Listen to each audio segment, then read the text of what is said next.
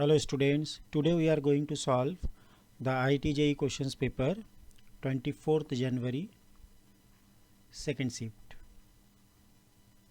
2023 second shift है ना। तो आज हम लोग सेकेंड शिफ्ट 2023 का 24th जनवरी का क्वेश्चंस को सॉल्व करते हैं। फर्स्ट शिफ्ट वाला क्वेश्चन ऑलरेडी मैंने अपलोड कर दिया था। तो नाउ यहाँ पर है integration 3√2/4 and 3√3/4 48 divided by root over 9 minus 4x² dx। तो सबसे पहले यहाँ पर देखिए ये जो फॉर्मूला है ये एक स्टैंडर्ड रिजल्ट के ऊपर में है a² माइनस x²। इसको हम लोग क्या लिख सकते हैं, साइन इनवर्स x/a, ठीक है ना। तो ये फॉर्मूला हम लोग यहाँ पर अप्लाई कर देंगे। तो सबसे पहले 48 कांस्टेंट है, इसको बाहर ले लेते हैं। 3√2/4 एंड अपर लिमिट 3√3/4 है ना। तो ये हो जाएगा dx, इसको लिख सकते हैं हम लोग रूट ओवर ऑफ 3² और 4x को लिख सकते हैं 2x का होल स्क्वायर। क्लियर। तो ये आ गया 48। Then sine inverse x/a, sine inverse x का वैल्यू यहाँ पर है 2x/a का वैल्यू 3 है और यहाँ पर x का कोफिशिएंट कितना 2, तो आपको 2 से डिवाइड भी देना है। नाउ लिमिट जो है यहाँ पर लोअर लिमिट है 3√2/4 एंड अपर लिमिट है 3√3/4। तो इसको कैंसिल कर देते, यहाँ पर क्या आ जाएगा 24 टाइम्स ऑफ, अब यहाँ पर वैल्यू बैठा देते x का साइन इनवर्स 2/3 इंटू x का वैल्यू है 3√3/4 माइनस साइन इनवर्स 2/3 x का वैल्यू ले लेते 3√2/4। तो यहाँ से 3 कैंसिल, ये 2 कैंसिल, तो यहाँ पर आ गया आपके पास साइन इनवर्स ऑफ √3/2, मतलब साइन 60 डिग्री में ये होता है, तो 60 डिग्री दैट मीन्स π/3। यहाँ पर क्या आ जाएगा 2 और 2 कैंसिल कर देते हैं और यहाँ पर दिस 3 कैंसिल, √2 कैंसिल, तो ये आ गया आपका 1/√2 दैट मीन्स π/4। तो यहाँ पर आ रहा है आपके पास π/4।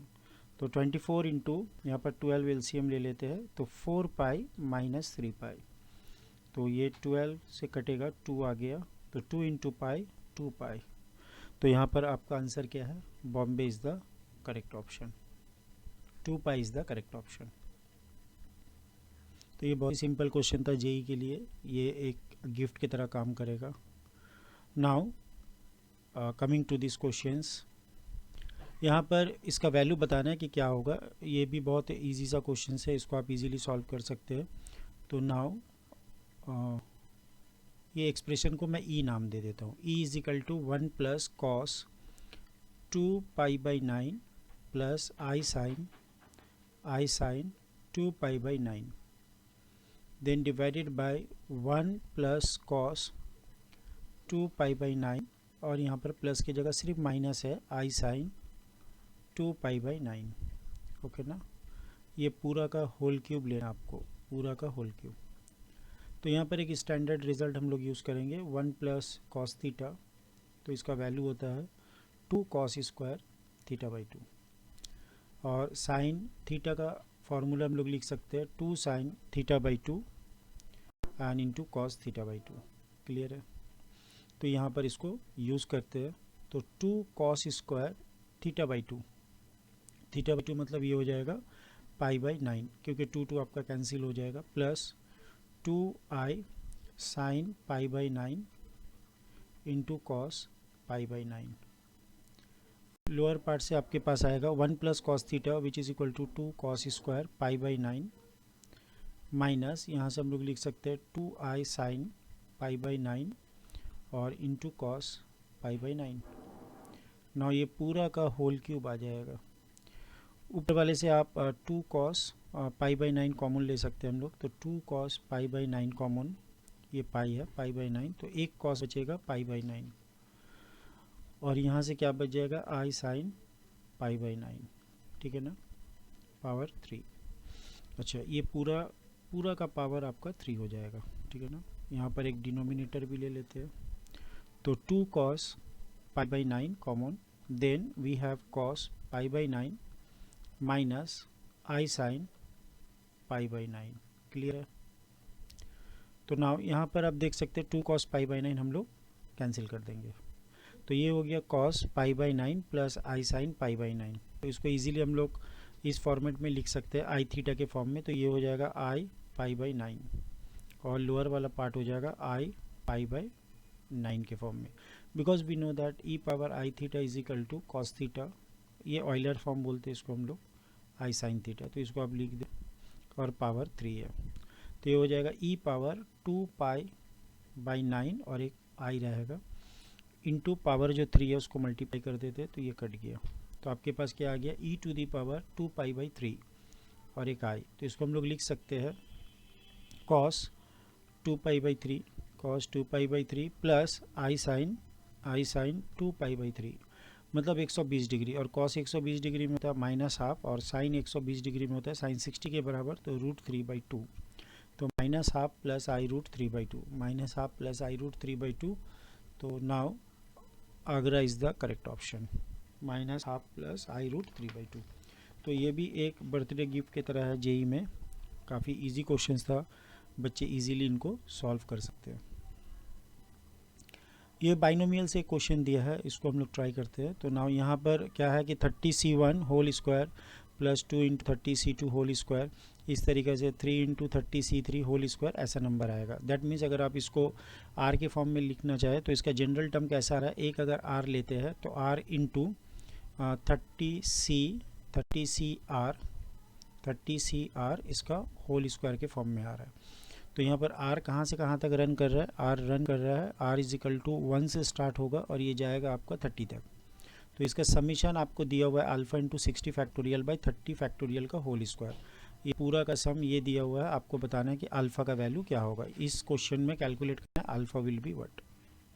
तो ये वैल्यू किसके बराबर है, alpha into 60 factorial divided by 30 factorial का होल स्क्वायर। ठीक है ना। तो हम लोग अपना एक्सप्रेशन ले लेते हैं ये वाला। तो now r is equal to 1 से 30 और यहाँ पर है r, तो ये 30cr का जो बाइनोमियल कोफिशिएंट इसका होल स्क्वायर है, तो इसको हम लोग दो बार तो लिख सकते हैं। तो 30cr मल्टीप्लाई विथ 30cr, और यहाँ से आप देखें तो r इज इक्वल टू 1 से 30 लिमिट है, तो ये r है, ये r को मुझे कैंसिल करना है। तो 30cr के ऊपर मैं ये फार्मूला यूज़ करने वाला हूँ, NCR का जो फार्मूला है n/r n-1 CR-1, ये प्रॉपर्टी हम यूज़ करेंगे। तो यहाँ पर आ जाएगा 30 divided by r into 30 minus 1, that means 29 हो जाएगा, और यहाँ पर एक r का पावर रिड्यूस हो जाएगा r-1, और ये कैसा है 30cr। तो ये r कैंसिल हो गया। तो नाउ यहाँ पर बाहर ले लेते हैं। Now r is equal to 1 से 30, यहाँ पर क्या बच रहा है आपके पास 29cr-1। तो ये r को मैं ऐसा भी लिख सकता हूँ, r is equal to 30 minus r। तो यहाँ पर मैंने एक शॉर्टकट ट्रिक्स बताया था कि सफिक्स 6 देखो, सफिक्स कितना है, एक है r-1 और एक है 30 माइनस r। तो r-1 प्लस 30 माइनस r, ये दोनों का एडिशन क्या होता है 29, और ऊपर में जो नंबर है वो 30 और 29 है, दैट मीन्स 30 प्लस 29, तो ये हो जाएगा आपका 59। तो नेक्स्ट आपका यहाँ से आंसर क्या आ जाएगा, 30 इंटू आपको लेना है 29, तो 59 C से आपको लेना है 29। तो इसको सॉल्व करने से क्या आएगा 30 इंटू, ये एक शॉर्टकट ट्रिक्स है, मैंने पहले वीडियो में भी आपको बताया था, आप यहाँ से इसको इजीली सॉल्व कर सकते हो। तो ये हो गया 59 factorial divided by 29 factorial, and 59 minus 29 ये हो जाएगा आपके पास 30 फैक्टोरियल। लेकिन आपको आंसर किस फॉर्म में लाना है, आंसर आपको कैलकुलेट करना है इस फॉर्म में कि अल्फ़ा इंटू 60 फैक्टोरियल हो, मतलब आपको ऊपर में एक 60 चाहिए। तो मैं एक काम करता हूँ, 30 into 60 into 59 factorial divided by, यहाँ पर कर देता हूँ 60 इंटू 29 इंटू 29 का फैक्टोरियल इंटू 30 का फैक्टोरियल। तो ये वाला पार्ट क्या हो गया, ये हो जाएगा आपके पास 60 into 59 factorial is equal to 60 factorial हो गया। ठीक है ना। अब लोअर पार्ट में आपको 30 फैक्टोरियल चाहिए, तो इसके लिए हम लोग एक काम करते हैं। अच्छा, नाउ वी नीड 130 हियर, तो इसको कुछ इस फॉर्मेट में हम लोग लिख सकते हैं। Now this number I can write as, तो नाउ इसको आप ऐसा लिखो, 30 को रहने दो, 30 इंटू ये 60 को हम लोग ऐसा लिखते हैं, ये एक 30 चाहिए तो 30 इंटू 2 ये 60 हो जाएगा, 30 इंटू 2 तो 29 फैक्टोरियल इंटू 30 फैक्टोरियल, ठीक है ना। तो अब यहाँ पर देखो ऊपर में ये 2 से ये 30 को कैंसिल करते हैं तो 15 आ जाएगा, तो 15 इंटू 60 फैक्टोरियल डिवाइडेड बाय ये 30 इंटू 29, तो ये आपको देगा 30 फैक्टोरियल, और पहले से एक 30 फैक्टोरियल यहाँ पर प्रेजेंट है तो ये 30 फैक्टोरियल का होल स्क्वायर। तो यहाँ से आप क्लियर देख सकते हैं कि अल्फ़ा का जो वैल्यू है वो 15 आ रहा है, ठीक है ना। तो alpha is equal to 15, that means Bombay is the correct option. Bombay जो है ये आपका करेक्ट ऑप्शन है, ये आपका अल्फ़ा आ गया, ये आपका अल्फ़ा आ गया। नेक्स्ट क्वेश्चन की तरफ हम लोग मूव करते हैं, ठीक है ना। नाउ ये क्वेश्चन जो है लिमिट के ऊपर में है कि limit x tends to alpha हो रहा है और x माइनस 5 और माइनस ऑफ 2x प्लस 5 ये पूरा बॉक्स के अंदर में है और बाहर से एक मॉड्यूलस है, तो ये पूरा का वैल्यू 0 है। Then you have to find out the range of the alpha, alpha का रेंज बताना है। तो यहाँ पर देखो आप limit x tends to alpha है और मॉड है, बॉक्स के अंदर में आपके पास है x minus 5 minus of 2x plus 2, ये बॉक्स के अंदर में ये मॉड का वैल्यू 0 आ रहा है, तो अल्फ़ा का वैल्यू क्या होगा। यहाँ पर हम लोग सबसे पहले मॉड का प्रॉपर्टी यूज़ करते हैं, ठीक है ना। तो यहाँ पर I am taking just if this equal to 0 then we have to find the value of और रेंज ऑफ अल्फ़ा। तो यहाँ पर क्या लेते हैं, limit x tends to alpha, यहाँ पर हम लोग बॉक्स का प्रॉपर्टी यूज़ करते हैं। बॉक्स में क्या है कि box of x plus r, r अगर एक इंटीजर है तो हम लोग लिख सकते हैं उसको box of x plus r, मतलब जो इंटीजर होता है वो बॉक्स के बाहर चले जाएगा। तो यहाँ पर हम लोग इसको लिख सकते हैं बॉक्स ऑफ एक्स माइनस 5, यहाँ से आ जाएगा बॉक्स ऑफ एक्स माइनस 2, ठीक है ना। तो ये लेकिन मॉड के अंदर होगा, टोटल मॉड के अंदर होना ज़रूरी है, is equal to 0। Now this will be, we can write this one as x tends to alpha mod of, तो यहाँ पर हो गया आपके पास box of x minus 2x उसका बॉक्स और माइनस 7 इजिकल टू 0। अभी काम करके देखते हैं हम लोग, ऑप्शन में से सिलेक्ट करते हैं इंटरवल और देखते हैं कौन सा इंटरवल इस कंडीशन को सेटिस्फाई करता है। तो सबसे पहले हम लोग लेते हैं कि अल्फ़ा का वैल्यू अगर माइनस 7.5 से ज़्यादा हो, तो now if I am taking x tends to minus 7.5 plus, तो माइनस 7.5 से ज़रा सा ज़्यादा होने से वैल्यू क्या आएगा। तो यहाँ पर देखते हैं, सपोज़ ये आपके पास आ गया 7 माइनस 7, देन है आपके पास माइनस 7.5, ठीक है ना, और यहाँ पर आ गया आपके पास माइनस 8, ठीक है ना। तो नाउ ये वाला वैल्यू किसको टेंड्स करेगा, ये टेंड्स करेगा 8 को, तो ये दे देगा आपको माइनस 8। अगर हम माइनस 7.5 के जस्ट राइट साइड में यहाँ पर, तो जब हम लोग बॉक्स लेंगे तो ये टेंड करेगा माइनस 8 को, ये वाला वैल्यू आ गया आपका माइनस 7, ठीक है ना।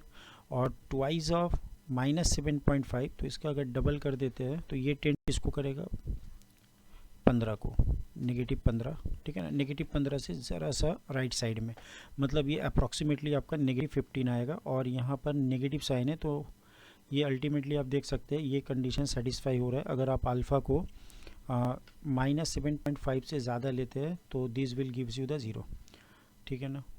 अब exactly at what happened at alpha is equal to minus 7.5 में चेक कर लेते हैं, क्योंकि यहाँ पर क्लोज इंटरवल भी है, ओपन इंटरवल भी है। तो ओपन इंटरवल के लिए तो सेटिस्फाई हो रहा है।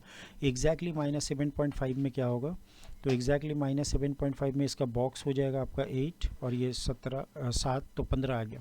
तो एग्जैक्टली आपको ये वैल्यू दे रहा है, एग्जैक्टली इस पॉइंट में अगर हम लोग चेक करते हैं तो यहाँ पर माइनस 8, यहाँ पर माइनस 7 और यहाँ पर 15, तो यहाँ पर भी आपका जो है एग्जैक्टली माइनस 7.5 में भी जो है लिमिट एग्जिस्ट कर रहा है, राइट हैंड लिमिट इसका एग्जिस्ट हो रहा है।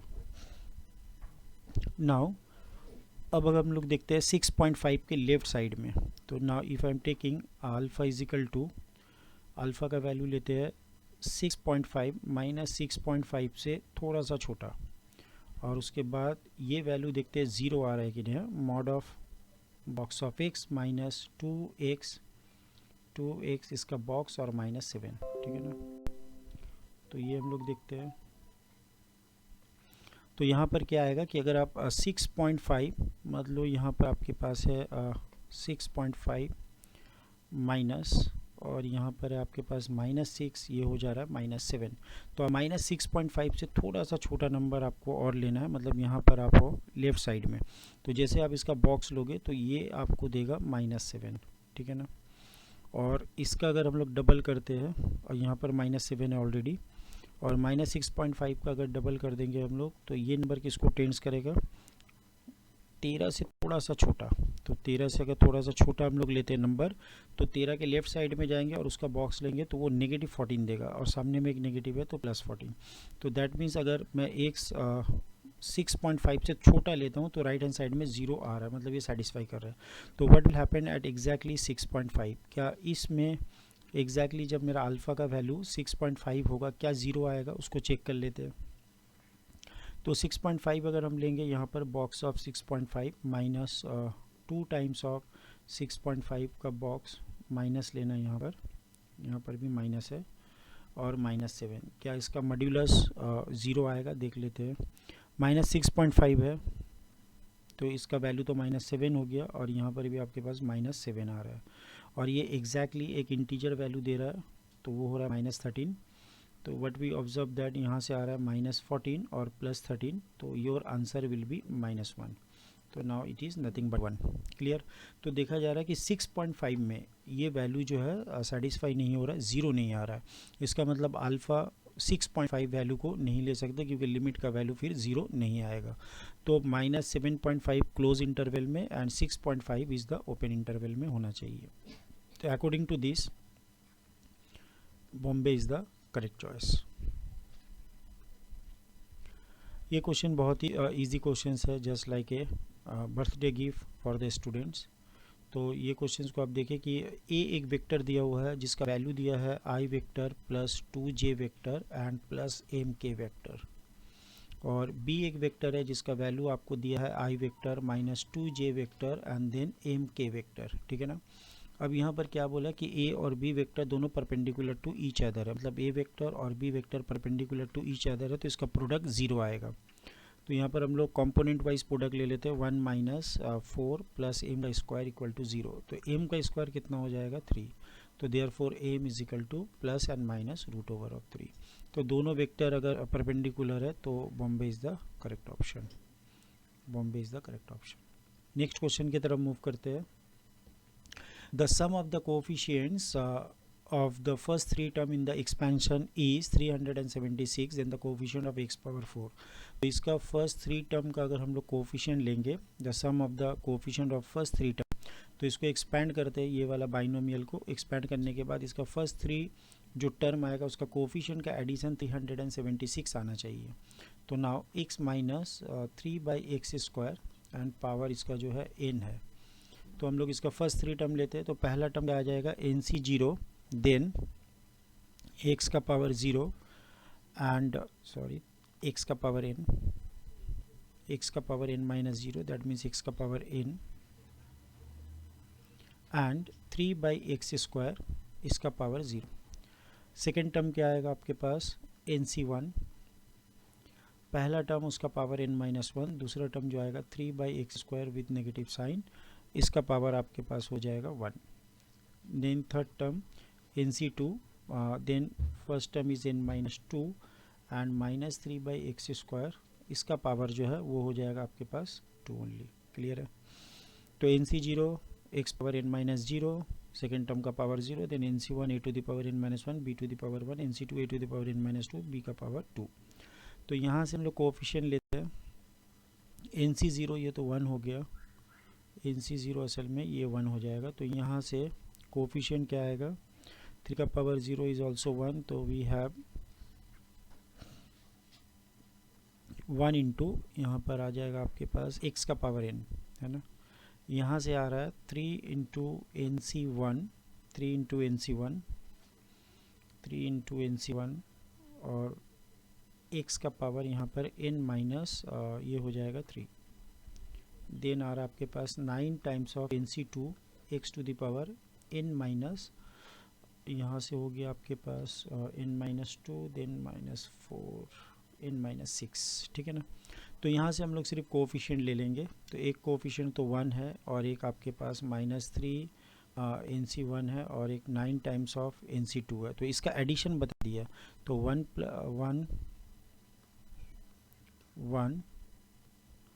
1 minus 3 NC1 then 9 NC2 and इसका वैल्यू कितना दिया आपको, वैल्यू दिया 376। तो यहाँ से हम लोग एक चीज़ कर सकते हैं, हम लोग यहाँ से n का वैल्यू को फाइंड आउट कर सकते हैं। तो after finding out the value of n then we can calculate the required term. तो इसको सॉल्व करने का तरीका क्या है कि इसको हम लोग लिखते हैं 1, ये हो जाएगा आपका 3 times of NC1 that means 3 times of n, ये हो जाएगा 9 इंटू, यहाँ पर हम लोग लिख सकते हैं, अच्छा ये 9 नहीं है, ये 9 टाइम्स है, ठीक है, 9 टाइम्स ऑफ NC2 है, ठीक है ना।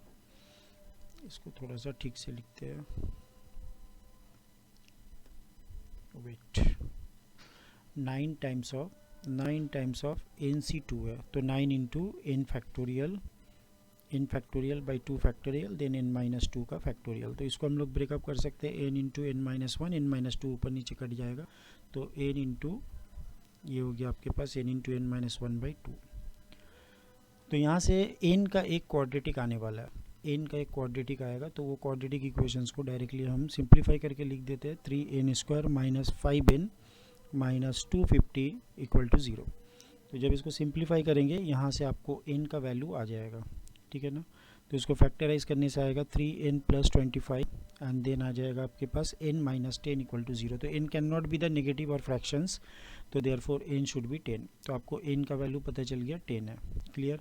तो आपका एक्सपेंशन फिर कैसा हो गया, ये हो गया x माइनस 3 बाई एक्स का स्क्वायर पावर 10 है। तो आपको क्या चाहिए, कोफिशिएंट ऑफ x पावर 4 चाहिए, तो मैं इसका जनरल टर्म लिख लेता हूँ TR+1। तो ये कितना हो जाएगा, TR प्लस हो जाएगा NCR मतलब 10CR, फर्स्ट टर्म का power 10 minus R, second term का पावर 3 बाई एक्स स्क्वायर, इसका पावर R। इसको सिंप्लीफाई करने से क्या आएगा, 10CR x का पावर आ जाएगा 10 माइनस R और माइनस 2R माइनस 3R और माइनस 3 का पावर हो गया R। अब आपको ये वाला जो टर्म है ना 10 माइनस 3R, ये किसके बराबर है, 4 के बराबर है।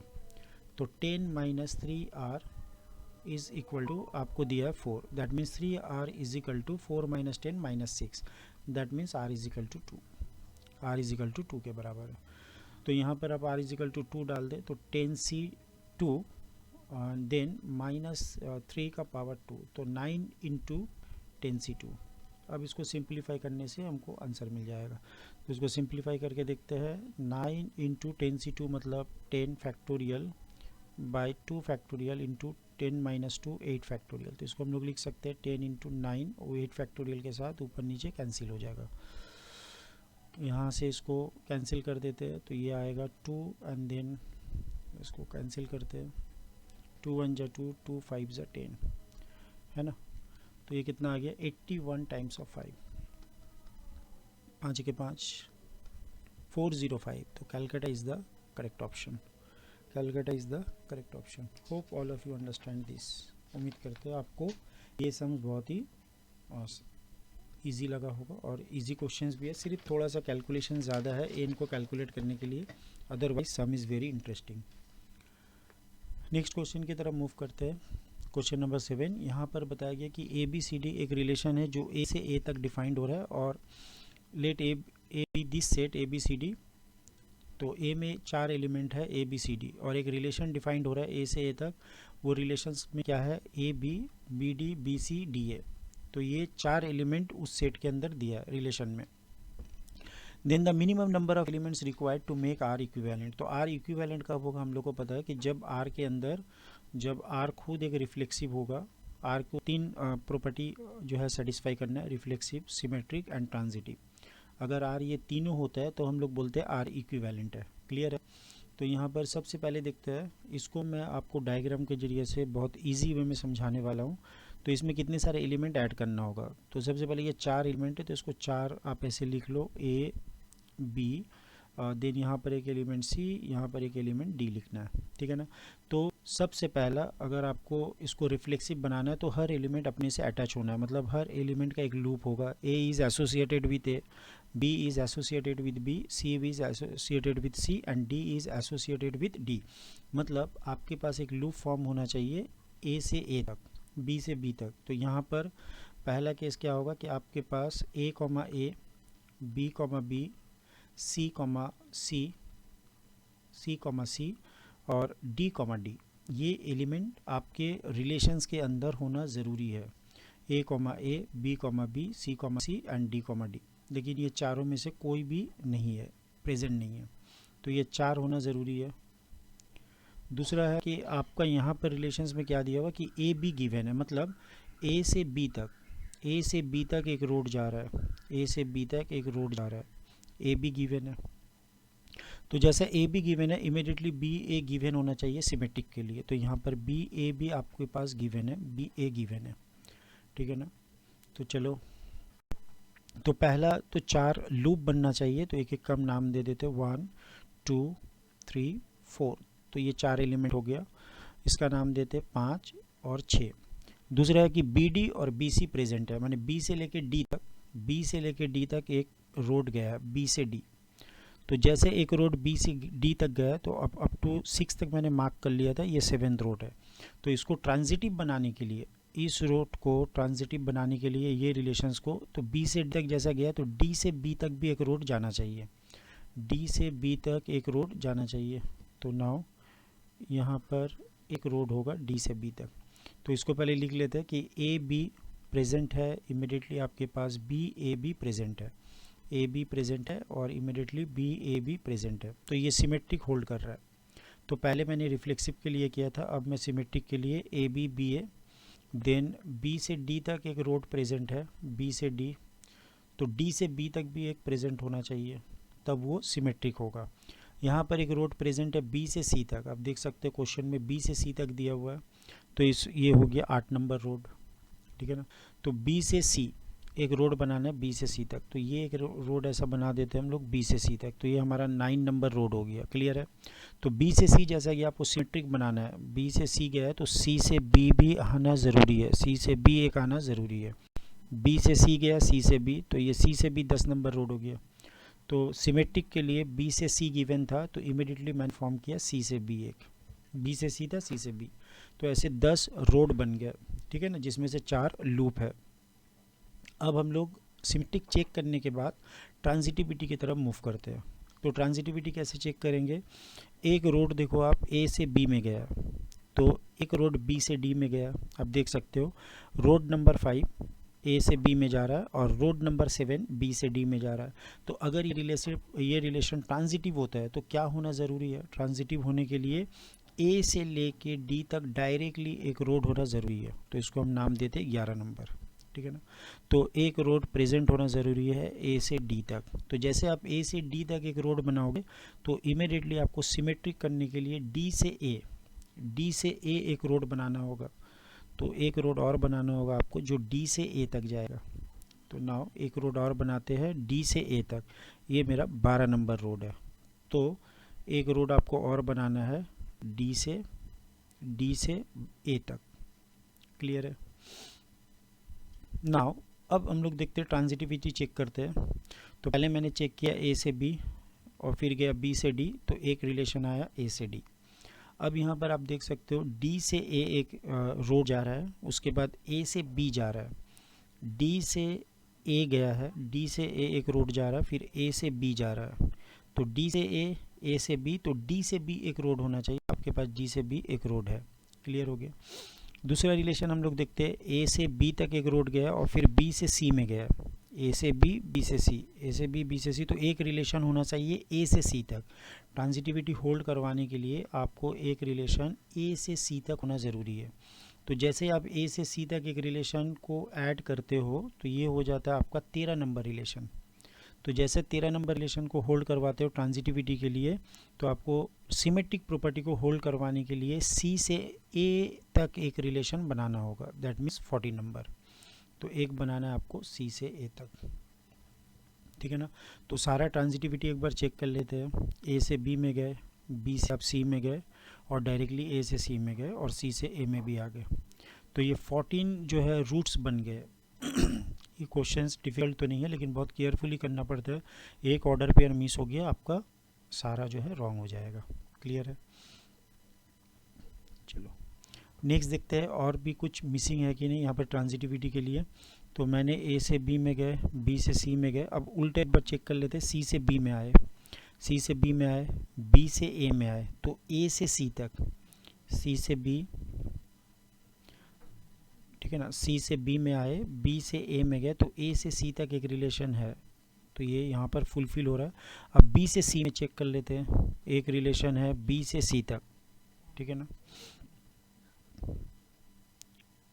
तो टोटल हम लोग अब तक 14 जो है ऑर्डर पेयर कैलकुलेट कर चुके हैं, ठीक है ना। अच्छा यहाँ पर एक बार और चेक करते हैं कि एक रिलेशन बी टू सी है, देन सी से ए है।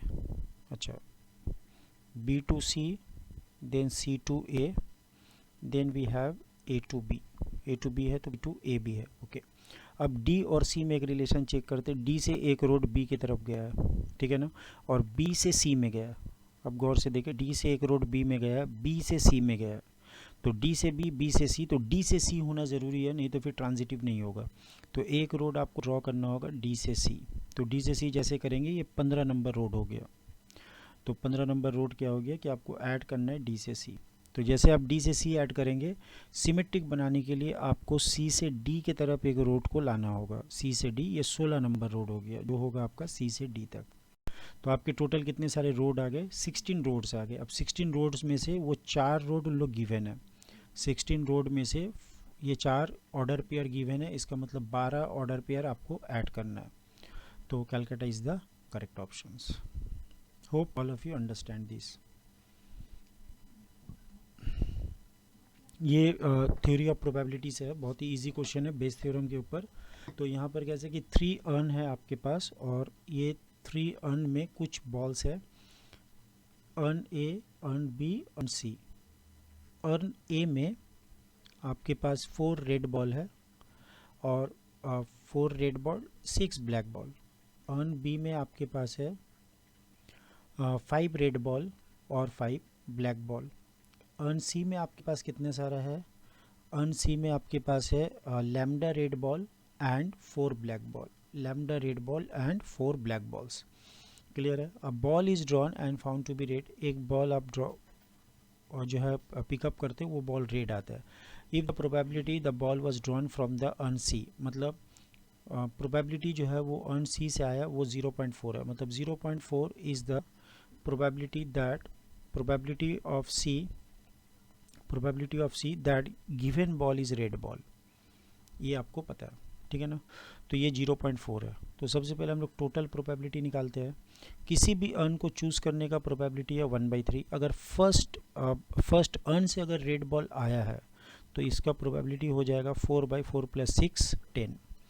दूसरे अर्न से उनका प्रोबेबिलिटी है 1/3, और दूसरे अर्न से अगर आपका रेड बॉल आया है, दूसरे अर्न से अगर रेड बॉल आया तो उसका प्रोबेबिलिटी है 5/10। तीसरा जो है अर्न आने का प्रोबेबिलिटी 1/3, और तीसरे अगर अर्न से रेड बॉल आता है तो उसका प्रोबेबिलिटी है लैम्डा बाय लैम्डा प्लस 4 हो जाएगा, ठीक है ना।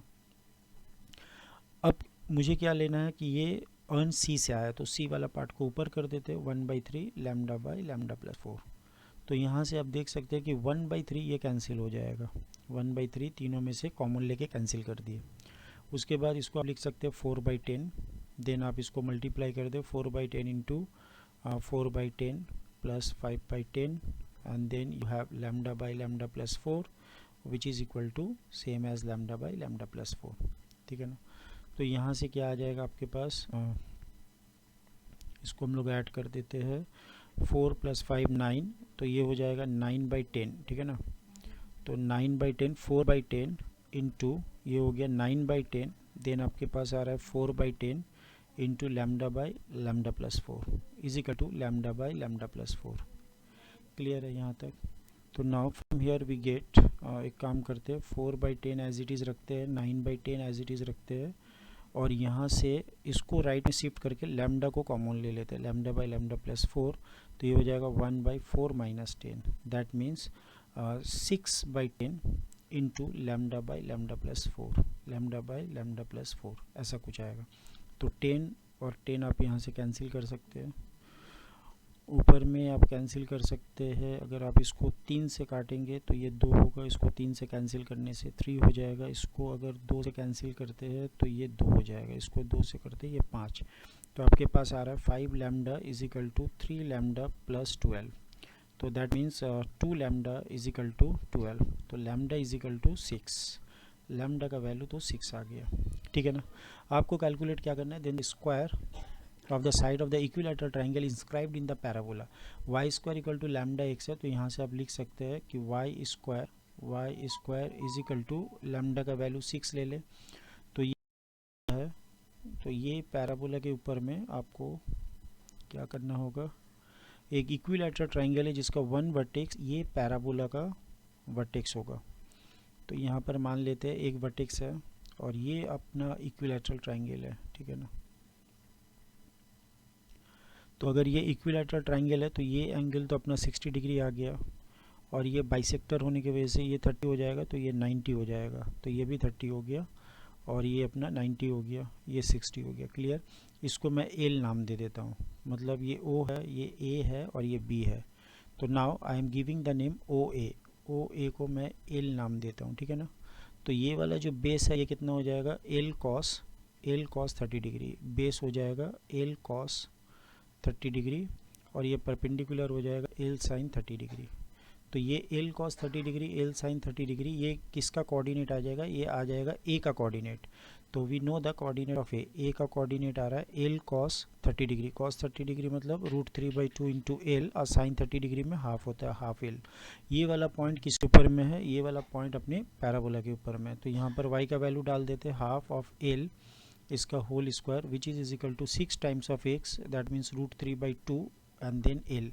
तो इसको काटो आप, 3 होगा, और यहाँ से एक एल कैंसिल कर देते, तो ये होगा 1/4, देन एल का square 1/4 into L square which is equal to 3√3 then L. तो एक एल करके काटते, एक एल बचा, तो now L is equal to 4 into 3 12 √3। आपको कैलकुलेट क्या करना है, एल का square of the side of the equilateral triangle, तो 144 इंटू 3। तो ये कुछ आ रहा है 12 इंटू 12 का square, let me check the calculations, 12 3 हाथ 3 4 12 कितना 3 हाथ 3 के 4, ये कुछ आ रहा है 432। तो ये अपना बॉम्बे जो है ये करेक्ट आंसर हो जाएगा। Hope all of you understand this concept. Clear. चलो नेक्स्ट क्वेश्चन की तरफ मूव करते हैं। यहाँ पर क्या पूछा है कि total number of numbers form using the digit 3 5 6 7 and 8 without repetition which are greater than 7000। तो ये आपके पास 7000 1 2 3 4 डिजिट है, और आपके पास यहाँ पर 1 2 3 4 5 है। तो 5 डिजिट का कोई भी नंबर आप बना लीजिए, वो हमेशा 4 डिजिट का नंबर से ग्रेटर होगा। तो ये हो गया 120 वेज में आप फॉर्म कर सकते हैं जो 7000 से ग्रेटर है। लेकिन अगर आप 5 डिजिट से 4 डिजिट का नंबर बनाना चाहते हैं जो 7000 से ग्रेटर हो, तो आपको पहला प्लेस में 7 या 8 ही रखना होगा। That means first place you can fill up in 2 ways. Remaining 3 place के लिए आपके पास 4 जो है डिजिट है, तो 4p 3 वेज में आप इसको अरेंज कर सकते हैं। तो 2 इंटू 4p3, इसको हम लोग लिख सकते हैं 4 factorial by 4 minus 3 factorial, that means 1 factorial. तो ये हो जाएगा 24 इंटू 2 48। तो 48 और यहाँ पर आ रहा है 120 प्लस 48, तो ये हो गया 8, 6 एंड 1। तो आइदर ये केस होगा कि आपका जो नंबर है वो 5 डिजिट का होगा, या फिर अगर 4 डिजिट का नंबर होगा तो पहला प्लेस 2 वेज में फिलअप होगा और रिमेनिंग जो प्लेस है वो आप 4p3 वेज में फिलअप कर सकते हो। तो any one of the happened, तो therefore by addition principle we have 168 is the correct option, Bombay is the correct option. यहाँ पर देखो एक लोकस का क्वेश्चन दिया है, the locus of the mid point of the chord of the circle x-4 and plus y-5 का whole square equal to 4 square. तो 4 नहीं है, इसको हम लोग 2 स्क्वायर लिख सकते हैं, that means radius is 2। We subtend the angle theta I at the centre of the circle is a circle of radius R I, then theta is this one, theta 2 is this one, then this relation is given, then find the theta 3। Question क्या दिया, the locus of mid points of the chord. एक circle लेते हैं, ये circle का equation अपने पास given है, तो इसका सेंटर रेडियस अभी गिवन है हमारे पास, ये इसका सेंटर है 4,5, मान लो ये कॉर्ड मैं ले लेता हूँ, और इसका रेडियस भी पता है आपको, तो इसका रेडियस जो मैंने 2 का स्क्वायर, मतलब यहाँ पर रेडियस 2 है। अच्छा, और एक क्या है कि ये सर्कल, ये कॉर्ड का अगर हम लोग मिड पॉइंट की बात करते हैं, मिड पॉइंट ये वाला ले लेते हैं, तो इसका मिड पॉइंट का लोकस एक सर्कल आएगा। तो जितने भी हम लोग कॉर्ड यहाँ पर ड्रॉ करेंगे और सारे मिड पॉइंट को अगर ज्वाइन करते जाए तो एक सर्कल यहाँ पर ड्रॉ हो जाएगा। मैंने जो ग्रीन कलर से बना रहा हूँ, कुछ सर्कल ऐसा आएगा जो सारे मिड पॉइंट को ज्वाइन करके, ठीक है ना। तो ये सर्कल का रेडियस हम लोग को पता है, ये रेडियस जो है वो आर आई होगा, क्लियर है। ये जो अंदर में सर्कल बनेगा ये रेडियस आर आई होगा। और यहाँ पर क्या दिया है कि ये जो कॉर्ड है वो एंगल में, ये ए बी कॉर्ड मान लेते हैं, ये ए बी कॉर्ड एंगल में थीटा बना रहा है। Total angle A B chord subtends at the angle O, this angle is whole angle is theta i. तो इसका आधा एंगल कितना हो जाएगा, थीटा आई बाई 2 हो जाएगा, थीटा आई बाई 2 हो जाएगा, ठीक है ना। अच्छा, यहाँ पर ये कैपिटल आर क्या है, कैपिटल आर है ये बिगर सर्कल का रेडियस। तो क्या मैं are I theta I by 2 और 2 में रिलेशन ला सकते हैं, ये तीनों अटैच्ड है, क्योंकि ये एंगल आपको पता है थीटा, तो मैं बेस यहाँ पर यूज़ करूँगा, बेस एंड हाइपोटेन्यूज। तो बेस बाय हाइपोटेन्यूज क्या होता है, बेस बाय हाइपोटेन्यूज अगर मैं यूज़ करूँ तो ये आएगा cos of theta I by 2, ऐसा कुछ आ जाएगा। बेस का वैल्यू क्या है आपको पता है 2 है, और हाइपोटेन्यूज सॉरी बेस जो है वो आर आई है, base is R I, R I is equal to R I by hypotenuse, hypotenuse 2 है, is equal to cos theta I by 2। तो नाउ थीटा आई बाई 2, ठीक है ना। तो यहाँ से आर आई हम लोग कैलकुलेट कर सकते हैं 2 cos theta I by 2, 2 cos theta I by 2, 2 cos theta I by 2, that is our radius.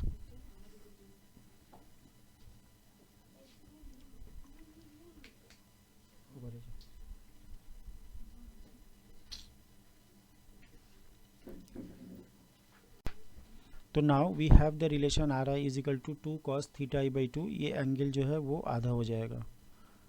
तो नाउ थीटा आई यहाँ पर आपको वैल्यू दिया हुआ, एक रिलेशन ऐसा होल्ड कर रहा है, वो रेडियस से है, r1 स्क्वायर, इसको हम लोग लिख सकते हैं r1 का square is equal to r2 का स्क्वायर प्लस r3 का स्क्वायर। नाउ r1 को हम लोग क्या लिख सकते हैं, यहाँ पर r1 का वैल्यू है 2 कॉस थीटा 1/2, इसका होल स्क्वायर आएगा, ठीक है ना। R2 को हम लोग क्या लिख सकते हैं, 2 कॉस थीटा 2/2 देन इसका होल स्क्वायर, क्लियर है। R3 का वैल्यू क्या आएगा, R3 का वैल्यू हम लोग लिख सकते हैं 2 कॉस थीटा 3/2, ये पूरा का होल स्क्वायर। तो now what we have 4 cos square theta 1/2 is equal to 4 cos square theta 2/2, और यहाँ पर है आपके पास 4 कॉस का स्क्वायर थीटा 3/2। तो नाउ ऑल 4 कैंसिल कर सकते हैं ना। अब यहाँ पर आप ध्यान दें, थोड़ा सा गौर करें कि थीटा 1 का वैल्यू आपके पास गिवन है, तो कॉस स्क्वायर थीटा 1 कितना दिया, π/3 मतलब 60 डिग्री, उसको अगर डिवाइड करेंगे तो कॉस स्क्वायर 30 डिग्री आ गया, is equal to cos square theta 2 given है 2π/3 मतलब 120 डिग्री, उसको अगर आधा कर देते हैं हम लोग तो ये हो जाएगा 60 degree, which is equal to cos square of theta 3/2। आपको निकालना है थीटा 3 का वैल्यू। तो कॉस स्क्वायर 30 डिग्री में कितना होगा, we know that cos 30 is √3/2 होता है, उसका स्क्वायर कर देते तो 3/4, और कॉस 60 में कितना आता है, हाफ आता है, उसका स्क्वायर कर देंगे 1/4, which is equal to cos square of theta 3/2। तो यहाँ से आपके पास कितना आ गया 1/4 आ रहा है ना, 1/4 equal to cos square theta 3/2 आ रहा है। तो यहाँ से आप निकाल लो 1/4 मतलब यहाँ से आपको मिलेगा cos theta 3/2 which is equal to 1/2 with plus minus sign. तो जब आप कॉस थीटा 3/2 प्लस लोगे ना 1/2 तो ये आ जाएगा आपका कॉस ऑफ कितना आ जाएगा, लेट मी चेक, थीटा 3/2 है, यस। तो 1/2 कितने डिग्री में होता है इसको चेक कर लेते हैं हम लोग। अच्छा पहले मैं कैलकुलेशन एक बार देख लूँ, यहाँ पर कैलकुलेशन गड़बड़ हो रहा है, 3 - 1 2 आ रहा है, 2/4 ये 1/2 आएगा, मैंने कैलकुलेशन गलत किया। तो ये हो रहा है आपके पास 1/2 और इसका स्क्वायर रूट करेंगे तो 1/√2। तो पॉजिटिव लेने से कॉस 45 डिग्री में आएगा। तो यहाँ से थीटा 3/2 ये 45 डिग्री है, मतलब π/4 है। तो यहाँ से आप पता कर सकते हो ये π/2 हो गया थीटा 3। अनदर ऑप्शन क्या है कि अगर आप नेगेटिव साइन लेते हो cos theta 3/2 is equal to 1/√t minus 1/√2 अगर लेते हो तो थीटा 3/2 ये कितना आ जाएगा आपके पास 135 डिग्री, दैट मीन्स 3π/4 आ जाएगा, ठीक है ना, 3π/4। इसको हम लोग लिख सकते हैं 3π/4। तो ये आप कैंसिल कर दो, 2 आ गया। तो थीटा 3 का वैल्यू 3π/2। तो दो वैल्यू सेटिस्फाई कर रहा है, एक हो रहा है आपके पास π/2 और एक 3π/2 है। तो π/2 तो ऑप्शंस में है, 3π/2 नहीं है। तो now we can say that आगरा इज़ आवर करेक्ट ऑप्शन, है ना। तो आगरा जो है ये करेक्ट ऑप्शन होगा। ये सम्स डेरिवेटिव से है, बहुत ही इजी क्वेश्चंस है, ज़्यादातर बच्चे इसको सॉल्व कर पाते हैं, ठीक है ना। ये ज़्यादा कॉम्प्लिकेटेड नहीं है, दिखने में है लेकिन बहुत ही इजी क्वेश्चन है। f'1 ले लो, यहाँ पर x f'2 है और यहाँ पर है माइनस f'3 f'3। f(x) का वैल्यू कैसा है, x³ minus x² f'1 plus x f'2 minus f'3, ठीक है ना। तो ये आपका वैल्यू है। थोड़ा सा पानी पी लेते भाई।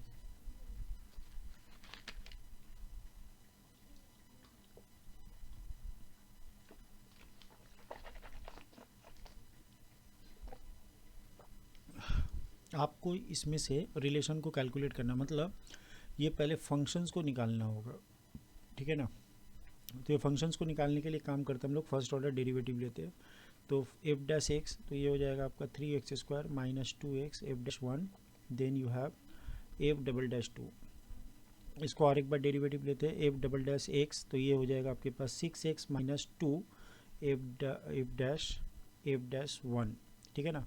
और एक बार डेरिवेटिव कर देते हैं f'(x) which is equal to 6 और ये वैनिश हो गया क्योंकि ये कांस्टेंट है।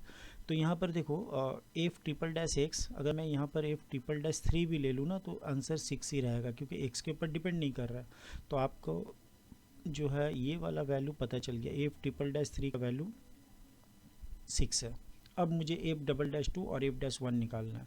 तो मैं सबसे पहले करूँगा क्या, f'2 के लिए मैं इसका एक नाम दे देता हूँ, ठीक है ना। तो इसका एक नाम देता हूँ, ये मेरा 1 है, ये 2 है, ये 3 है और ये इक्वेशन मेरा 4 है। तो मैं यहाँ से लेता हूँ इक्वेशन 2 को लेता हूँ और यहाँ पर मैं f' x के जगह में 1 पुट करता हूँ। तो what we have f'1 which is equal to 3 × 1 का स्क्वायर, तो 3 आ जाएगा, माइनस 2 × f'1 और प्लस आपके पास आएगा f'2, ठीक है ना। तो यहाँ से आप एक काम कर सकते हैं, f'1 को लेफ़्ट साइड में शिफ्ट कर दे। तो ये कितना हो जाएगा 3f'1 is equal to 3 plus f'2, clear है ना। तो यहाँ से काम हम लोग कर सकते हैं 3f'1 माइनस 3, ये मेरा वैल्यू निकल गया f'2 का। तो इसको मैं नाम देता हूँ 5 नंबर, क्लियर है। अब एक काम करते हैं कि क्वेश्चन नंबर इक्वेशन नंबर 3 को लेते हैं और इक्वेशन नंबर 3 में मैं x के जगह 2 डाल देता हूँ। तो ये 12 माइनस 2 × f'1 हो जाएगा। तो f'2 का वैल्यू तो मुझे ऑलरेडी पता है इन टर्म्स ऑफ f'। तो ये यहाँ पर मैं 5 को यूज़ कर देता हूँ, 3f'1 माइनस 3, इसका वैल्यू मेरे पास है 12 माइनस 2f'1। अब ये 2f'1 को आप लेफ्ट में लेके आओ तो ये कितना हो जाएगा, 3 + 2 5 हो जाएगा ना। 5f'1 इक्वल टू ये आ गया आपके पास 15। तो जैसे ही आप 5 से काटोगे 3, तो आपको ये पता चल गया कि f'1 3 है, f'1 3 है। चलो एक और हम लोग को जेम्स मिल गया, ठीक है ना, इसका वैल्यू f'1 का 3 आ गया। अब आपको क्या चाहिए, एफ डबल डैश टू, यहाँ पर बैठाओ, एफ डबल डैश टू में बैठाओ यहाँ पर, तो F double dash two it will be 12 minus 2 times of F dash 1 जिसका वैल्यू 3 है, मतलब ये भी 6 आ गया। तो आपको एफ डैश टू का भी वैल्यू पता चल गया 6 है।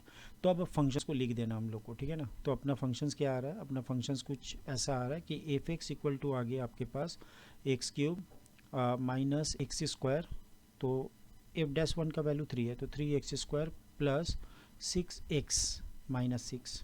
फिर से देखिए x cube minus 3x² plus 6x minus 6। तो यहाँ पर आपको 0 1 2 3 में इस फंक्शन का वैल्यू को पहले कैलकुलेट करना, फिर देखना कौन सा रिलेशन इसको सेटिस्फाई कर रहा है, ठीक है ना। तो सबसे पहले हम लोग निकाल लेते हैं यहाँ पर एफ ऑफ 0।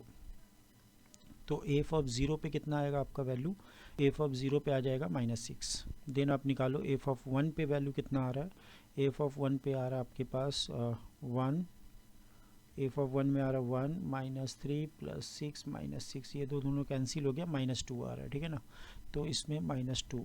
एफ ऑफ 2 पे कैलकुलेट करते हैं हम लोग, एफ ऑफ 2 पे तो कितना आ जाएगा 8 माइनस 4 12, 6 दूने 12 -6, ये दोनों कट गया, 2 आ रहा है बेटा। तो इसका भी वैल्यू जो है एफ ऑफ 2 में 2 आ रहा है। नेक्स्ट कैलकुलेट करते हैं हम लोग यहाँ पर एफ ऑफ 3 पे कैलकुलेट करते हैं 27 माइनस 9 27 प्लस 18, और देन ये दोनों काट दो तो ये कितना हो गया भाई आपके पास 12 आ गया, ठीक है ना, 12 आ रहा है, क्लियर। तो यहाँ पर आप देखो 12, तो एफ ऑफ 3 में वैल्यू कितना अपने पास 12 है। चलो एक एक करके चेक करते हैं, 1 2 3 को ऐड करते हैं, 1 2 3 को ऐड करते हैं, तो यहाँ पर 2 2 करके 12 12 6 के बराबर है, बिल्कुल भी नहीं। F of 3 plus 2 F of 0, F of 3 मतलब 12, 2 एफ ऑफ 0 मतलब 0, और यहाँ पर 2 माइनस 0, यस, बॉम्बे इज़ आवर करेक्ट ऑप्शन।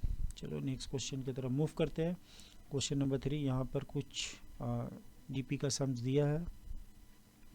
क्या बता रहा है यहाँ पर कि 1 का क्यूब है आपके पास, 1 का क्यूब है, 2 का क्यूब है, 3 का क्यूब है, ऐसे करते करते अप टू n टर्म्स लेना है ना। तो ये लेना n टर्म्स तक, तो ये इसका वैल्यू डिवाइडेड बाय नीचे में एक प्रोडक्ट ऑफ AP है, 1 इंटू 3 2 इंटू 5 3 इंटू 7, ये पॉइंट नहीं है, ये मल्टीप्लाई, ये भी अप टू n टर्म्स तक लेना है। इसका वैल्यू आपको दिया हुआ 9/5। आपको बताना है कि n का वैल्यू क्या होगा। तो सबसे पहले ऊपर में जो स्टैंडर्ड रिजल्ट है उसको आप लिख दे n² इंटू n प्लस 1/2, इसका स्क्वायर आता है लाइक दिस। अब ये नीचे वाला जो पार्ट है इसको हम लोग सॉल्व कर लेते हैं, ठीक है ना। तो पहले वाला आप देख सकते हैं यहाँ पर 1 इंटू 3 2 इंटू 5, इसको सॉल्व करके इसके डिनोमिनेटर में बैठा देते हैं। अप टू n टर्म्स चाहिए, तो n टर्म इसका कैसा आएगा, n इंटू 2n प्लस 1। आप यहाँ पर चेक कर सकते हैं कि जैसा फर्स्ट टर्म 1 बैठाओगे तो 1 इंटू 3 देन 2 इंटू 5 आ रहा है। तो ये आपका जो डिनोमिनेटर वाला टर्म है इसको हम लोग dr लिख देते हैं, डिनोमिनेटर, क्लियर है। तो ये डिनोमिनेटर का सम को हम ऐसे लिख सकते हैं ना, n into 2n plus 1 then n is equal to running from 1 to n। तो नाउ ये आ जाएगा सिग्मा 2n² प्लस n, ठीक है ना, n इज इक्वल टू 1 से n तक है। तो यहाँ से हम लोग क्या करेंगे, 2 को बाहर ले लेते हैं, sigma n² plus sigma of n। Sigma n² का वैल्यू हम लोग को पता है कि ये आता है n into n plus 1, then we have 2n plus 1/6, और यहाँ से आपके पास आ जाएगा n into n plus 1/2, clear है। तो इसको यहाँ पर बैठा देना, तो 2 times of n into n plus 1 then you have 2n plus 1 then divided by 6, और यहाँ पर क्या आ रहा है बेटा, यहाँ पर आ रहा है n इंटू n प्लस 1/2 आ रहा है, ठीक है ना। तो ऊपर नीचे हम लोग क्या करते हैं, इसका ऊपर नीचे n इंटू n प्लस 1/2 से डिवाइड कर देते हैं। तो ये यहाँ पर एक n रह जाएगा, यहाँ पर एक n हो गया, और एक n प्लस 1/2 आपका रह गया, एक से मैंने डिवाइड कर दिया। तो यहाँ पर भी डिवाइड कर दे, तो यहाँ पर 2 रह जाएगा, 2n प्लस 1 रह गया, और यहाँ पर n इंटू n प्लस 1/2, तो यहाँ से एक 3 रह गया, यहाँ से आपको 1 रह गया, which is equal to 9/5, clear है। नाउ इसके बाद जो है अब जस्ट एक सिंप्लीफाई कर दे, तो सिंप्लीफाई करने से आपको जो है वो आंसर मिल जाएगा। तो जस्ट इसका सिंप्लीफाइड फॉर्म देख लेता हूँ, और आपको यहाँ से सिंप्लीफाई करने से आपको कुछ इस टाइप का जो है एक क्वाड्रेटिक आएगा, that will be the 5n² minus 19n and minus 30, ये आफ्टर सिंप्लीफिकेशन आ जाएगा, ठीक है ना।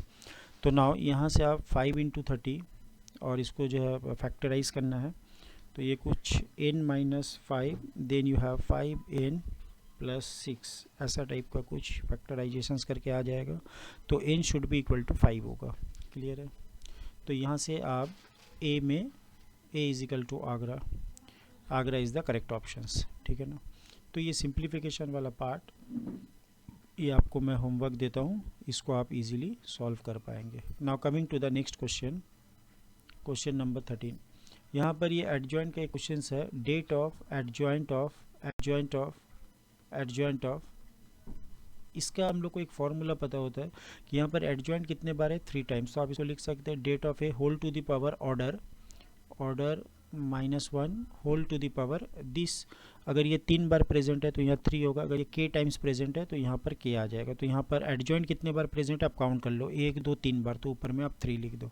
तो ये कितना हो जाएगा, ये आप जो है मैट्रिक्स का ऑर्डर कितना है ये देख लो, मैट्रिक्स का ऑर्डर 3/3 है। तो यहाँ हम लोग डायरेक्टली लिख सकते हैं det of A whole to the power 3 - 1 2 का पावर आपको 3 लेना है, 2 का पावर 3 मतलब 8 होता है। तो यहाँ से क्या पता चला कि ये det of A whole power 8 ये दिया हुआ है आपको 12 टू द पावर 4।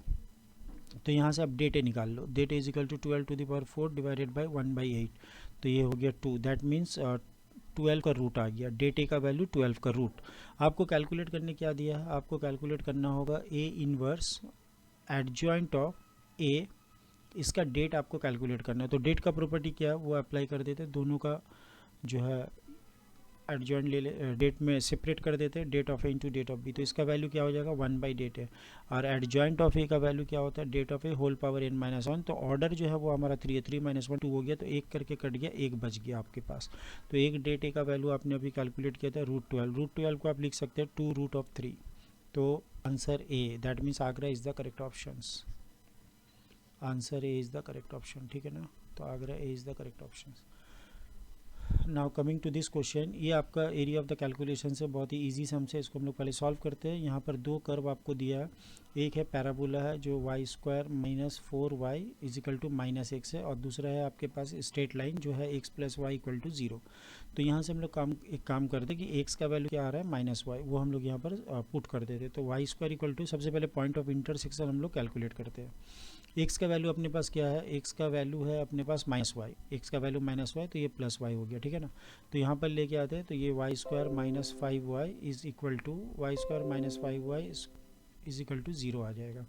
तो यहाँ से आप y को कॉमन ले लो, तो ये होगा y - 5 = 0। तो y का 2 वैल्यू आ गया, एक हो गया आपके पास 0 और एक हो गया आपके पास 5।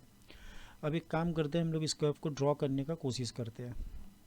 तो यहाँ पर ये जो है y² - 4y is equal to -x है। तो ये कर्व कुछ ऐसा आ जाएगा, अगर आप इसको लिखे y² - 4y + 4, और यहाँ पर भी अगर आप 4 ऐड कर दे -x + 4, तो ये कुछ देखने में होगा y - 2 का होल स्क्वायर, और यहाँ से अगर -1 कॉमन ले ले तो x - 4। तो यहाँ से वर्टेक्स पता चल गया, तो इसका वर्टेक्स क्या होगा, इसका वर्टेक्स आ जाएगा 4,2 में इसका वर्टेक्स है, और ये लेफ्ट हैंडेड पैराबोला है। और आप देख सकते हैं कि ये कर्व के ऊपर ओरिजिन जो है ये कर्व ओरिजिन से पास कर रहा है। तो ये कर्व कुछ देखने में ऐसा आ जाएगा, ये कर्व कुछ देखने में ऐसा आ जाएगा, ठीक है ना।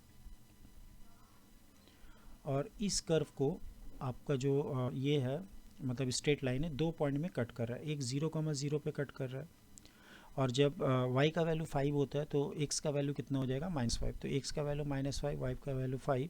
तो ऐसा कुछ पॉइंट आने वाला है जहाँ x -5 है, y + 5 है। तो इस टाइप का एक लाइन बनेगा जो इस पैराबोला को कट करते हुए निकल जाएगा। तो आपको कैलकुलेट क्या करना है, इसका एरिया आपको चाहिए। तो इस जगह पे मैं सजेस्ट करूँगा आप यहाँ पर ले लो y = 0, और इस पॉइंट का आप ले लो y = 5, ठीक है ना। तो ये दोनों लाइन आ गया, और इसके बीच में आपको एरिया कैलकुलेट करना है। तो 2 लाइन चाहिए, 2 कर्व चाहिए। ये मेरा पैराबोला राइट की तरफ है, तो पैराबोला माइनस स्ट्रेट लाइन कर देंगे। मेरे पास स्ट्रिप कैसा आ रहा है, हॉरिजॉन्टल स्ट्रिप है, और थ्रू आउट फ्रॉम यहाँ से लेके यहाँ तक दोनों एंड 2 कर्व के ऊपर फिक्स है। तो यहाँ पर आप इजीली एरिया ऐसे कैलकुलेट कर सकते हो, area is equal to integration of limit कहाँ से कहाँ तक होगा, y = 0 से लेके y = 5 तक पैराबोला माइनस स्ट्रेट लाइन कर देते हैं, ठीक है ना। तो यहाँ पर से आंसर क्या आ जाएगा, y = 0 लेना है आपको, एंड देन y = 5 तक जाना है। पैराबोला का इक्वेशन निकाल लो इन टर्म्स ऑफ y। तो ये पैराबोला आ रहा है आपके पास 4y - y², then straight line आप यहाँ से निकाल लो। तो ये स्ट्रेट लाइन आ रहा है आपके पास -y, ठीक है ना। तो dy, बस ये इंटीग्रेशन वाला पार्ट, कैलकुलेशन वाला पार्ट आप खुद करो। करने से आपका आंसर आ जाएगा और उसके बाद उसको 6a से मल्टीप्लाई करना है। तो ये एरिया कितना आ रहा है मैं आपको वो लिख दे रहा हूँ, आप घर पे इजीली सॉल्व कर सकते हो। ये आ जाएगा area 125/6, that is your A value. Now do the cross multiplication, 6a is equal to 125। उम्मीद करते जेई वाले जो बच्चे हैं वो इसको इंटीग्रेट करके इजीली सॉल्व कर पाएंगे। तो इसका आंसर क्या हो जाएगा डियर स्टूडेंट, 125 हो जाएगा, ठीक है ना। तो 6a का वैल्यू आपने 125 निकाल लिया, ये आपका करेक्ट ऑप्शन है। नेक्स्ट क्वेश्चन पे चलते हैं हम लोग।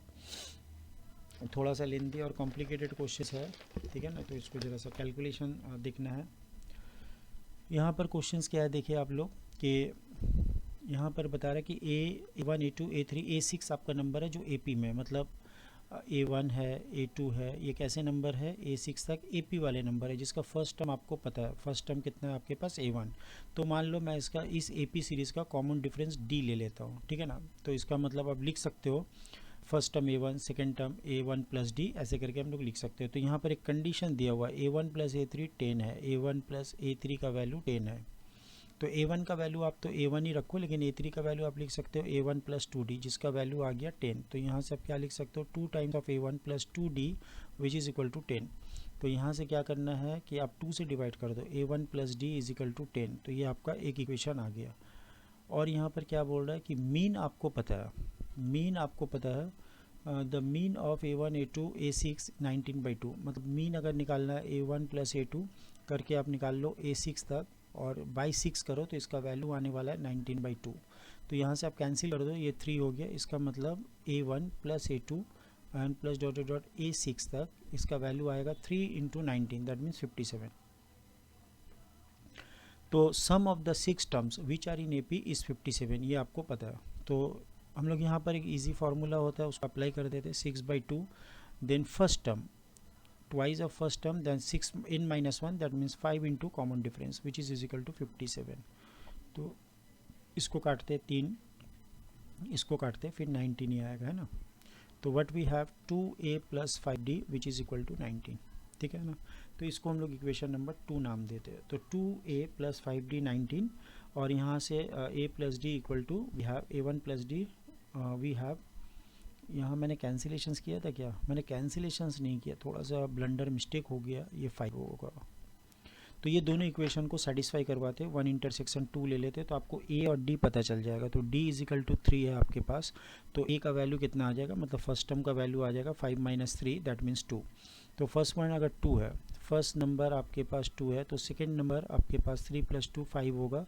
देन थर्ड नंबर आपके पास 8 हो जाएगा, फोर्थ नंबर आपके पास 11 आएगा, फिफ्थ नंबर आपके पास हो जाएगा 11 + 3 14, एंड देन सिक्स नंबर आपके पास आ जाएगा 17। तो उम्मीद करते हैं ये वाला पार्ट आपको समझ में आया। इन लोग को क्या चाहिए, क्वेश्चंस में आपसे पूछा 8 इंटू सिग्मा स्क्वायर बताओ, मतलब सिग्मा होता है वेरिएंस। तो हम लोग को क्या लिखना है 8 into sigma square. Sigma square का फॉर्मूला आपको पता है 1/n देन xi इसका होल स्क्वायर माइनस मीन का स्क्वायर, ठीक है ना। तो 8 टाइम्स ऑफ 1/n, n का वैल्यू यहाँ पर 6 है, और ये सारा नंबर का आपको स्क्वायरिंग करके ऐड करना है। तो 2 का स्क्वायर एक बार लेना है, 5 का स्क्वायर एक बार लेना है, 8 का स्क्वायर लेना है, 11 का स्क्वायर लेना है, 14 का स्क्वायर लेना है, और 17 का स्क्वायर लेना है। लेने के बाद ये x बार जो है, x बार का वैल्यू भी इन लोग का पास गिवन है, वो 19/2 था। तो 19/2 का मीन का वैल्यू 19/2 है, उसका होल स्क्वायर आपको लेना है, और ये जो सिंप्लीफाई करके आएगा ये आंसर आपको बताना है, ठीक है ना। तो ये कुछ बड़ा सिंप्लीफिकेशंस आएगा। 8 टाइम्स ऑफ सिग्मा स्क्वायर लोग पूछा है, ठीक है ना। तो 8 टाइम्स ऑफ आप सिंप्लीफाई खुद से कर लेना, 315 डिवाइडेड बाई 12 कुछ आएगा, 315 डिवाइडेड बाई 12, ठीक है ना। तो ये कैलकुलेशन वाला पार्ट आप खुद से करो, क्लियर है। तो इसको कैलकुलेशंस करके देखते हैं कितना आ रहा है। 4 से काटते हैं 3, और इसको भी 4 से काटते हैं 2, इसको 3 से काट देते हैं 5, तो ये आ गया आपके पास 210। ऐसा कुछ आंसर आ जाएगा इसका, ठीक है ना। तो आप सिर्फ कैलकुलेशंस कर लेना, इसका करेक्ट आंसर 210 है। Hope all of you understand. Next question की तरफ मूव करते हैं हम लोग। एक 5x5 मैट्रिक्स है हुज एंट्री इज आइदर 0 और 1 is such a way such that the sum of the entries of each column as well as each row is 1, then the number of such matrices। आपको matrices जो है बताना है, 5x5 order के एक matrices लेना है, जिसमें एंट्री जो है कैसा होगा, आइदर 0 1, लेकिन आपका सम ऑफ ऑल द जितने भी कॉलम बनेंगे 5 कॉलम, हर कॉलम में जितने एलिमेंट है सबको ऐड करने से रिजल्ट 1 होना चाहिए, और जितने भी रो है हर रो का एडिशन 1 आना चाहिए। इसका मतलब आपका एक एक रो में एक बार ही 1 होगा, आपका हर कॉलम में एक बार करके ही 1 आएगा। तो एक एग्जांपल लेते हैं, मान लो आप ऐसा ले लेते हो, तो यहाँ पर आप एडिशन करो तो एडिशन 1 ही आएगा। फिर आप ऐसा ले लेते हो एक एग्जांपल के तौर पे, तो सेकेंड रो का भी एडिशन 1 है, थर्ड रो का भी एडिशन आप देख सकते हो 1 है, ठीक है ना। एक तो अच्छा यहाँ पर 0 कुछ मिस्टेक हुआ, यहाँ पर ले लेते 0, ठीक है ना। तो यहाँ पर 1, यहाँ पर 0, देन 0 0 0 1 0, देन 0 0 0 0 एंड 1। तो यहाँ का एडिशन आप देखो 1, यहाँ का 1, यहाँ का 1, यहाँ का 1, यहाँ पर आप देखो कॉलम वाइज भी देख सकते हो एडिशन 1 है। तो अगर आप 1 और 0 मतलब आपको फर्स्ट रो में बैठाने के लिए 4 0 है आपके पास और 1 है, तो 1 को आप कहीं पर भी प्लेस कर सकते हो। तो आपको अगर 4 ऑब्जेक्ट दिया जाए, 1 2 3 4 और 1, बोले इसका परमुटेशंस करो, तो आप कैसे करोगे। यहाँ पर 5 थिंग्स है, 5 factorial divided by 4 identical things, इसका मतलब 5 ही होगा आपके पास। क्लियर है। तो पहला वाला 1 को पुट करने के लिए आप ऐसे भी सोच सकते हो कि आपके पास 5 प्लेस है 1 को पुट करने के लिए, तो कोई भी एक जगह 5 को पुट कर दो। तो जहाँ पर आपने 1 को पुट किया है 5 वेज से आप 1 को पुट कर सकते हो, लेकिन जो भी प्लेस में आपने 1 को पुट किया ठीक उसके नीचे आप 1 को प्लेस नहीं कर सकते। जहाँ पर भी आपने 1 को प्लेस किया फर्स्ट रो में, रो 1 में, रो 2 में, ठीक आप उस 1 के नीचे वाला पोजीशन में 1 को नहीं रख सकते। इसके मतलब सेकेंड रो में जो 1 आएगा उसके लिए आपके पास 4 ऑप्शन है, थर्ड वाले रो के लिए 1 के लिए 3 ऑप्शंस बचेगा, और उसके बाद 2 और उसके बाद 1। इसका मतलब आप जो टोटल अरेंजमेंट कर सकते हैं वो 120 वेज में कर सकते हैं, 5 फैक्टोरियल वेज में, ठीक है ना। Hope all of you understand this concept. तो Delhi is the correct options. 17 में आ जाते हैं। ये क्वेश्चन जो है शॉर्टेज डिस्टेंस के ऊपर है, और ये हमेशा जेई में एक जो क्वेश्चन जो है शॉर्टेज डिस्टेंस के ऊपर रहता है। तो if the shortest distance between this two straight line is 6, then the sum of the square of all possible values of lambda आपको कैलकुलेट करना है। तो शॉर्टेज डिस्टेंस हम लोग कैलकुलेट कैसे करते हैं, मैंने आपको बताया था कि मान लेते हैं आपके पास ये 2 लाइन है, और पहला लाइन जो है उसका जो है कौन सा पॉइंट से पास कर रहा है वो देख लेते हैं हम लोग। वह यहाँ पर √6 है, देन आपके पास -√6 है, और देन आपके पास -√6 है, देन 6 है। थोड़ा सा इसको वाइट से लिखते हैं। पहला पॉइंट ए लेते हैं, तो ए जो पॉइंट है इसका कोऑर्डिनेट दिया हुआ आपके पास √6, then -√6 and then again √6। Clear है। यहाँ पर एक पॉइंट है बी जिससे आपका सेकेंड लाइन पास हो रहा है, ये लाइन 1 है, ये लाइन 2 है, ठीक है ना। तो सेकेंड लाइन पास कर रहा है आपका एक पॉइंट से लैम्डा, देन 2√6 एंड देन 3√6, इस पॉइंट से पास कर रहा है। तो ये दोनों को हम लोग जैसे ही ज्वाइन करेंगे will get 1 vector A B. तो ये वेक्टर ए बी को कैलकुलेट कर लेते हैं, ठीक है। तो ये वेक्टर ए बी कैसा हो जाएगा, लैम्डा -6, 2√6 -√6, तो 3√6 आएगा, और उसके बाद 3√6 -√6, तो ये हो जाएगा 2√6, ठीक है। तो ये अपना वेक्टर आ गया ए बी। पहला वाला जो लाइन है उसका डायरेक्शन वेक्टर, मतलब ये लाइन कौन सा डायरेक्शन में ट्रेवल कर रहा है ये गिवन है। तो ये वेक्टर के अलोंग में ट्रेवल कर रहा है, इसका मैं नाम दे रहा हूँ n1, which is equal to, ये है आपके पास i + 2j एंड +3k, ठीक है ना, i + 2j + 3k। क्लियर है। अच्छा, सेकेंड जो लाइन है ये वाला लाइन, ये एक लाइन के अलोंग में ट्रेवल कर रहा है, वो लाइन का जो है आपको मैं डायरेक्शन पता है, 3i है, देन 4j है एंड देन 5k है। क्लियर। इस वेक्टर को मैं बोल रहा हूँ n2 वेक्टर, ठीक है ना। तो आपको लाइन कौन सा डायरेक्शन में ट्रेवल कर रहा है ये पता है। तो जब आपको शॉर्टेज डिस्टेंस निकालना होगा तो आपको उस डायरेक्शन में लेना है कि इसका प्रोजेक्शन मैं कुछ इस तरीके से लूँगा, ऐसी लाइन जो दोनों लाइन के ऊपर परपेंडिकुलर हो। तो ये रेड लाइन ये दोनों ग्रीन लाइन के ऊपर परपेंडिकुलर होगा, दैट मीन्स ये किस लाइन के अलोंग पे ट्रेवल करेगा वो ज़रूरी है, वो है n1 क्रॉस n2 के अलोंग में ट्रेवल करने वाला है। तो फिर मैं ए बी का प्रोजेक्शन इस लाइन के अलोंग में लेने वाला हूँ। तो सबसे पहले मुझे अब कैलकुलेट करना होगा n1 क्रॉस n2।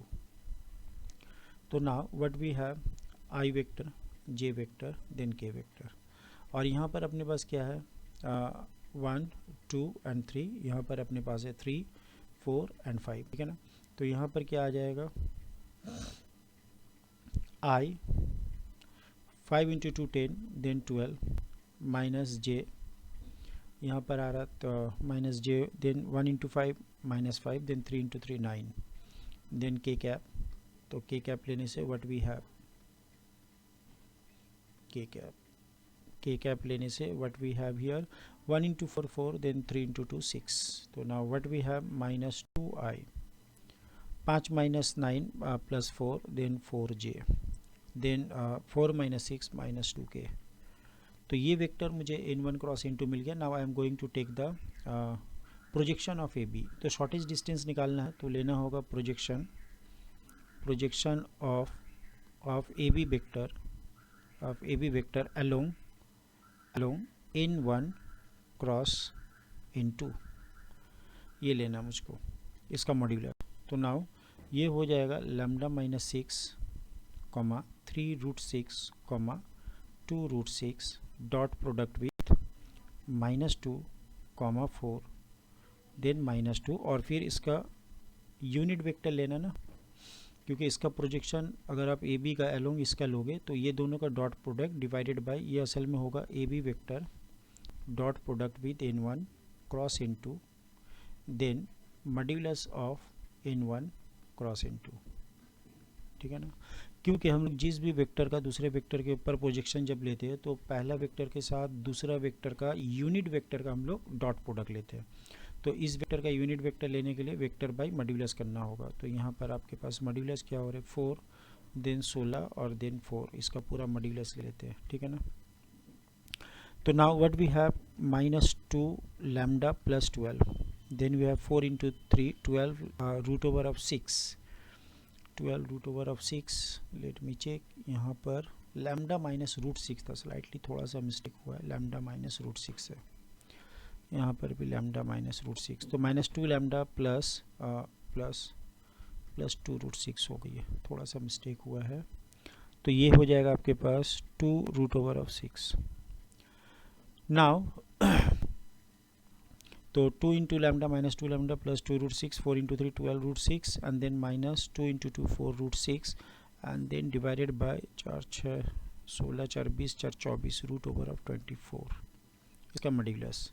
तो ये कुछ कैसा आ रहा है देखो, माइनस 2 लैम्डा है, यहाँ पर कितना आ जा रहा है 12 और इधर 2 14 माइनस 4, ये हो गया 10 रूट 6, यहाँ पर 4 है तो इसको हम लोग लिख सकते हैं 2 रूट 6, ऐसा कुछ आ रहा है, ठीक है ना। तो 2 अगर हम लोग कैंसिल भी कर दे तो ये हो जाएगा आपके पास lambda minus 5 root 6 by root 6, ऐसा कुछ आने वाला है, ठीक है ना। अब इसका वैल्यू आपके पास गिवन है, इसका वैल्यू आपके पास गिवन है, तो वो वैल्यू कितना आ रहा है, ये वैल्यू गिवन है आपके पास the square, no it is given है 6, ये वाला पूरा का वैल्यू आपके पास 6 है, ठीक है ना। तो नाउ व्हाट वी हैव, इसको थोड़ा सा और सिंप्लीफाई करके लिख सकते हैं ना, ये हो जाएगा lambda by root over of 6 minus 5 then modulus. तो ये अपने पास कितना आ जाएगा बेटा, ये आ जाएगा अपने पास 6। तो now we can write lambda by नीचे में क्या आया था root 6, lambda by root 6 minus lambda by root 6 minus 5, इसका मॉड्यूलस कुछ आपको 6 दिया बेटा, ठीक है ना। तो lambda by root 6 minus 5 is equal to plus और माइनस 6 हो जाएगा, प्लस और माइनस 6। तो जब हम पॉजिटिव साइन लेंगे तो ये हो जाएगा 5 प्लस 6 11, तो lambda is equal to 11 root 6, और जब हम नेगेटिव लेंगे तो माइनस 6 प्लस 5 माइनस 1, तो then lambda is equal to only root 6 with negative sign, तो नेगेटिव है, यस। अब इसको स्क्वायरिंग करके ऐड करना है, लैम्डा का जो 2 वैल्यू आया, इन लोगों का क्वेश्चन क्या है, sum of the squares of all possible values of lambda, तो ये हो गया आपका 6 आ जाएगा, और यहाँ से 11 का स्क्वायर 121 इंटू 6, तो let me check the answer, तो ये हो रहा है आपका 6 प्लस 11 इंटू 6, 11 का स्क्वायर इंटू 6, तो 6 कॉमन ले लेते हैं, तो ये हो गया 1 प्लस 121, तो 6 इंटू 1 2 2 6 दूने 12 2 12 13 1 6 6 7 732, बॉम्बे is the correct option, 732 is the correct option. चलो इस क्वेश्चन को सॉल्व करते हैं। The proposition is given as ये इक्विवेलेंट टू किसके बराबर है, ठीक है ना। तो सबसे पहले ये जो नेगेशन होता है ये काम किसकी तरह करता है, ये काम करता है कॉम्प्लीमेंट की तरह, ये आपको याद रखना है। तो जब आप इसको ओपन करेंगे, अच्छा इसके अंदर में आप देख सकते हो कि P इम्प्लाइज Q है, तो सबसे पहले इसको हम लोग ब्रेकअप करते हैं। P implies negation of Q, what we know that, हम लोग को क्या पता है कि अगर P इम्प्लाइज Q होता है तो इसको हम लोग ऐसा लिख सकते हैं which is same as negation of P और Q। तो सबसे पहले ये हो जाएगा, this will is equivalent to, ये इक्विवेलेंट टू किसके बराबर है, नेगेशन ऑफ P और नेगेशन ऑफ Q, क्लियर है ना। तो आपके पास अब आ रहा है यहाँ पर नेगेशन ऑफ P एंड ये और आपके पास नेगेशन ऑफ P और नेगेशन ऑफ Q, ऐसा कुछ आ रहा है। इसके बाहर में एक नेगेशन है, तो ये कैसा हो जाएगा, नेगेशन ऑफ P हो जाएगा। अच्छा इसको एक काम कर सकते हैं हम लोग, नेगेशन बाद में लेते हैं। सबसे पहले इसको आप देखो, यहाँ पर अगर डिस्ट्रीब्यूटिव लॉ लगाते हैं तो negation of P and negation of P, clear है, और P and negation of Q, ऐसा कुछ आ जाएगा। अच्छा P and negation of P and negation of P मतलब फाई आता है, ठीक है ना। तो फाई आ गया, कंट्राडिक्शन आ गया, क्लियर है। और कंट्राडिक्शन आ रहा है मतलब ये सेट थ्योरी में अगर आप देखोगे तो ये फाई हो गया, P intersection of P complement phi, तो फाई के साथ किसी का यूनियन लेने से यही सेट आ जाएगा। तो negation of P and negation of Q, इसको अगर हम लोग तोड़ेंगे तो ये कैसा आ जाएगा, फिर इसको हम लोग लिख सकते हैं equivalent to negation of Q और ये एंड जो है ना ये और हो जाएगा और नेगेशन ऑफ P, तो दैट मीन्स आप इसको ऐसा लिख सकते हो नेगेशन ऑफ P और Q। तो नेगेशन ऑफ P और Q ये किसके बराबर होता है, P इम्प्लाइज Q के बराबर होता है ना, नेगेशन ऑफ P और Q, नेगेशन ऑफ P और Q, that means what we see that Bombay is the correct option, Bombay is the correct option, hope all of you understand. तो my dear student, in the next video I will upload the 25th shift का जो exam हुआ था उसका first shift second shift का question upload कर देते हैं। असल में मैं टाइम टू टाइम अपलोड नहीं कर पा रहा हूँ due to some my school work, और मेरा जो पर्सनल सेंटर्स वगैरह है उसकी वजह से मैं जो है कर नहीं पाता हूँ टाइम पे। But don't worry, as soon as I get the time I will upload all the IIT JEE mains paper. जो बच्चे ऑनलाइन पे मेरे पास जो है क्लासेस करना चाहते हैं वो मुझे जो है इस नंबर पे ज़रूर कांटेक्ट करें, ये मेरा कांटेक्ट नंबर है 9330316961, ठीक है ना। तो ये मैथ्स एकेडमी में आप कांटेक्ट कर सकते हैं, मैं नूर आलम, ठीक है ना। तो यहाँ पर मैं IIT JEE का जो है IIT JEE के लिए प्रिपरेशंस करवाता हूँ, तो जो बच्चे इंटरेस्टेड हो तो वो ज़रूर से जो है इनरोल करे, कॉल करे, ठीक है ना। तो इसी के साथ आज का क्लास यहीं समाप्त करते हैं, फिर नेक्स्ट वीडियो में आपके साथ ज़रूर मुलाकात होगा। तब तक के लिए bye, have a nice day बेटा।